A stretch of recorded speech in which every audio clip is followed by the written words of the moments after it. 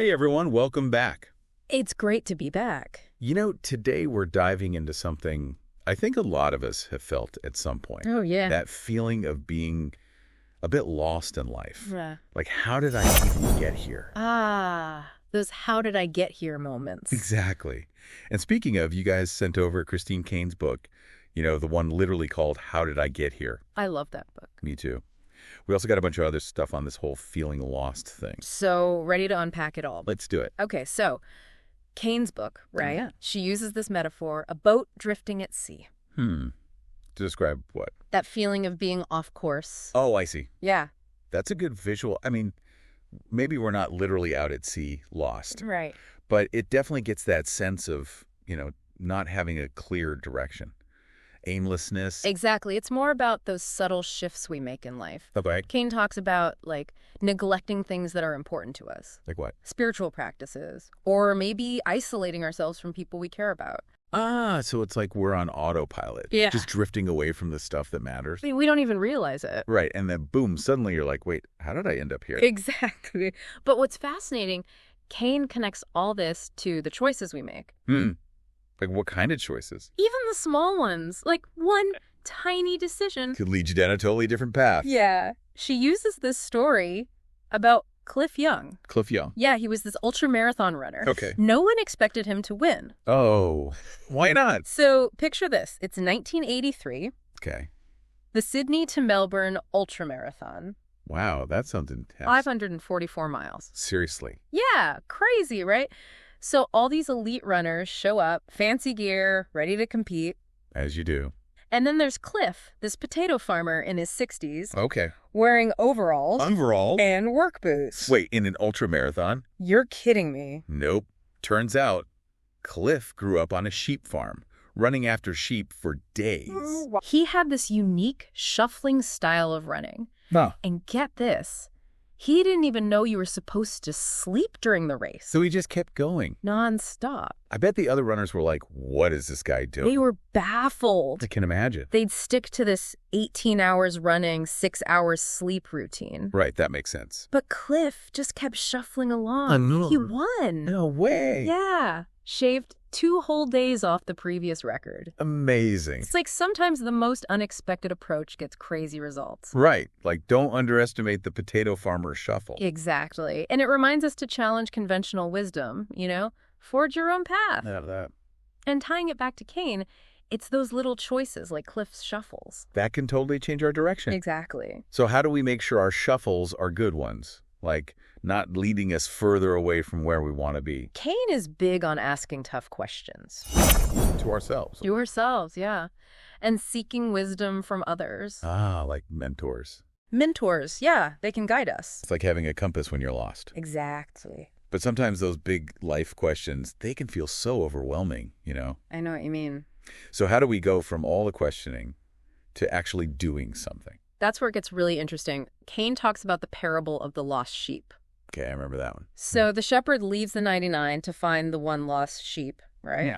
Caine's point is we're never truly alone in our struggles. There's always someone or something trying to guide us back. That's a nice thought. So what can we actually do to get back on track, rediscover our purpose? Yeah. What are the steps? Caine suggests a few things. First, honest self-reflection. Ask yourself the tough questions. Where am I drifting? Why? Makes sense. Second, find a guide, a mentor, someone who's been down a similar path. It's like having trail markers, helping you stay on course. Exactly.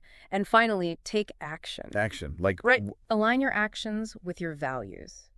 Even small, consistent steps, like Cliff's shuffle, it adds up over time. So it's not about having all the answers right away. Nope. It's more about taking intentional steps forward, even if they seem small. You got it. I like that. Caine also talks about this whole idea of being salt and light. Oh, yeah. She uses that metaphor a lot. To describe what exactly? It's about how even small acts of kindness, small good things we do, can make a huge difference. Like a ripple effect. Yeah. Spreading out and touching way more lives than we realize. Okay, so far we've talked about recognizing when we're off course, Mm-hmm. seeking guidance, Yes. and taking action. Mm-hmm.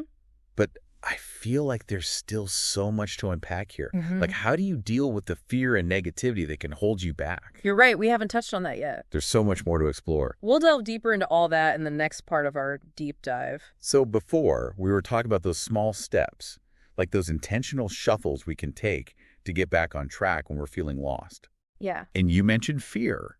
Oh, right. I think that's a big one for a lot of us. Like, fear can really hold us back, right? Absolutely. It can be paralyzing, stopping us from going after our goals or even just trying new things. Yeah, totally. Caine actually dedicates a whole chunk of her book to fear. Really? Yeah, she talks about how fear can really throw us off course. Hmm. She even shares this story about her own experience during the pandemic. Oh, wow. Remember that time, all the uncertainty, anxiety, like the world was upside down. Oh, yeah. Empty store shelves, nonstop news. That fear of not knowing what was going to happen next. Exactly. And Caine talks about going to the supermarket surrounded by people who were just consumed by fear. Oh, I can imagine. All their conversations were, what if this and what if that? It was like this collective panic. It's like fear became contagious, almost more than the virus itself. That's such a good way to put it. And she makes this point about how fear often makes us crave control. Yeah, like when we're scared, we try to grab onto anything that feels safe. Right. But it's ironic because trying to control everything can actually make us drift further away from what truly matters.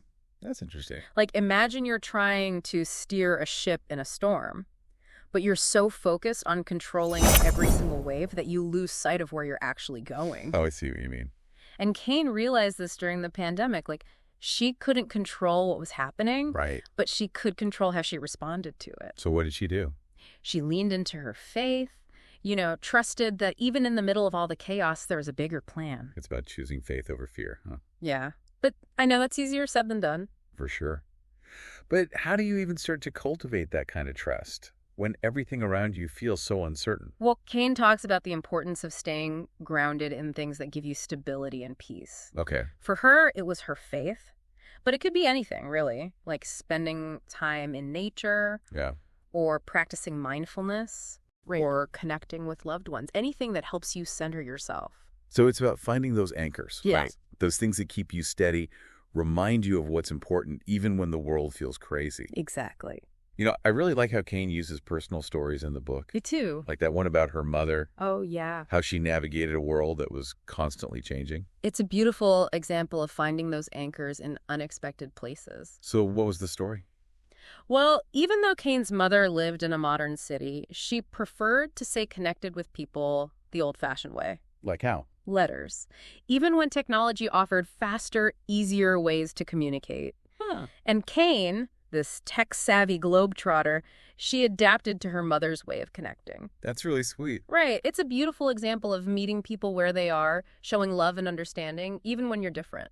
I love that. It's like this bigger message in the book about embracing things that nourish our souls. Exactly.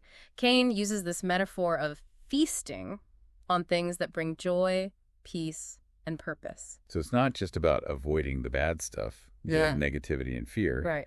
It's also about actively seeking out the good stuff, the Fun. things that fill us up. Yeah. And this feasting, this intentional engagement with those good things, that's what can empower us to really live out our purpose. I see. Remember that metaphor Caine keeps using about being salt and light? Yeah, she mentions it a lot, but to be honest, I'm not always sure what that means practically. Well, Caine says it starts with understanding our own gifts and talents. Like, we're all created with specific abilities, right? Okay. And it's about using those abilities to make a difference, to serve others, to bring light to dark places. So it's not necessarily about grand gestures or saving the world. Right. It's more about everyday acts of kindness. Exactly. It's about being intentional in how we interact with people, looking for ways to be a blessing, even in small ways. Like the story Caine shares about her time in Greece. How even something as simple as sharing a jar of olives with a stranger could create this ripple effect. It's about realizing that we all have something unique to offer, a light within us that can make the world a little brighter. That's beautiful. So we've covered recognizing when we're drifting, facing our fears, finding strength in things that nourish us.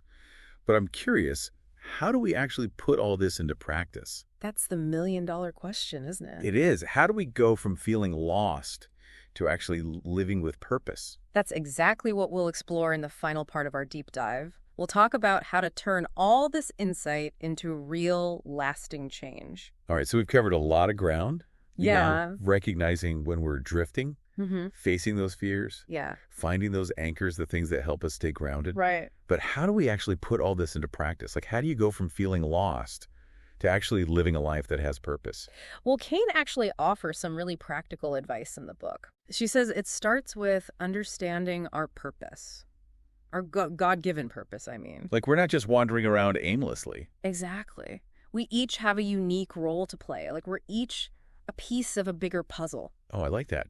So when we find our place, it completes the whole picture. Yeah. But how do you even begin to figure that out? Like, what is my purpose? It feels like such a huge question. I think a lot of people get hung up on this idea of having this big aha moment. Yeah, like a sudden revelation. Exactly. But Caine's point is it's not always like that. It's often more gradual. A process. Yeah, a process of seeking and listening and responding to what feels right. So it's more about paying attention to those little nudges along the way. Exactly. The subtle signs pointing you in a direction. Like you're on a treasure hunt. I love that. A treasure hunt for your purpose. Following the clues. Okay. Yeah. That makes it feel less overwhelming. Good. Because it's not about having it all figured out right away.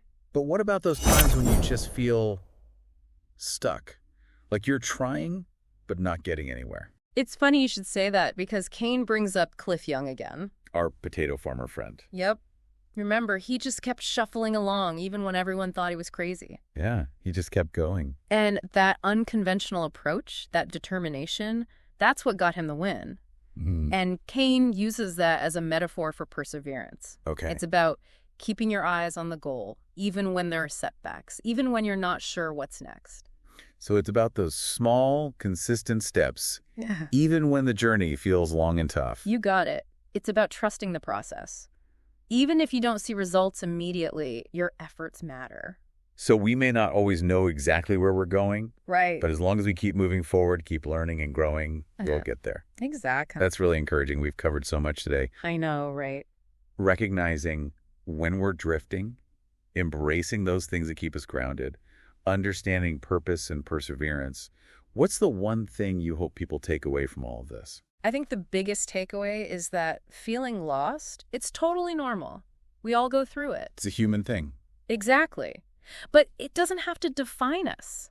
You know, by embracing our faith, by doing things that bring us joy and a sense of purpose, by sticking with the journey, even when it feels like we're just shuffling along, We can make it through. we can make it through and we come out stronger on the other side. It's not about avoiding the storms. Nope. It's about learning to navigate them. And like Cliff Young, we might just surprise ourselves with what we're capable of. That's a great point. Huh. Well, this has been an incredible conversation. Before we wrap up, I want to leave you with something to think about. Oh. What's one small thing you can do this week, something meaningful, to be that salt and light in your world? I love that. We'd love to hear your thoughts on what we talked about today. And if you enjoyed this deep dive, be sure to subscribe for more. Thanks for joining us. Until next time, keep exploring, keep asking questions, and keep diving deep.